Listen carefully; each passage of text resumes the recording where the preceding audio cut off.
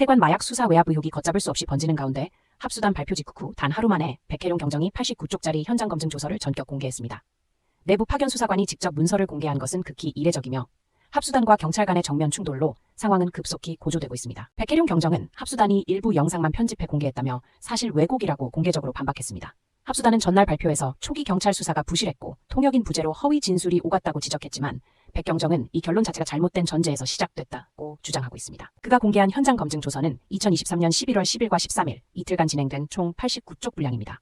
이는 백경정이 담당했던 정식 검증 절차를 상세히 기록한 문건으로 단순 참고 자료가 아니라 핵심 수사 기록입니다. 백경정 측은 전체 맥락을 보면 합수단 발표와 정반대의 사실이 보인다고 강조했습니다. 다만 합수단이 가장 문제 삼았던 9월 22일 첫 실황 조사는 이번 자료에 포함되지 않았습니다. 합수단은 이 시점에 통역이 없어 마약 운반책들끼리 허위 진술을 맞춘 정황이 있다고 주장했지만 이는 아직 백경정의 자료로는 확인되지 않는 부분입니다. 백경정은 마약 운반책 A씨가 다른 공범을 압박하며 진술을 주도하는 정황을 수차례 목격했다고 밝혔습니다. 그래서 그는 현장 검증을 한 번이 아니라 총 5차례 반복해 허위 조작 가능성을 제거하려 했다고 말했습니다. 그는 초기 조사에서 A씨가 다른 피의자를 압박하고 유도하는 장면이 있었다고 설명하며 그 상황을 지켜보며 제지하지 않은 것이 문제였고 이후 반복 검증을 통해 사실을 분리해냈다고 밝혔습니다.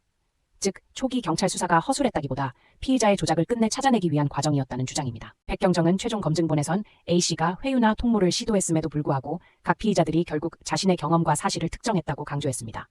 이는 합수단이 말하는 조작된 진술과는 정반대의 결론으로 수사 기록이 오히려 허위 종용을 걷어낸 결과물이라는 주장입니다. 그는 마약 운반책이 자신의 죄를 축소하거나 거짓말하려는 건 당연한 심리라고 지적했습니다.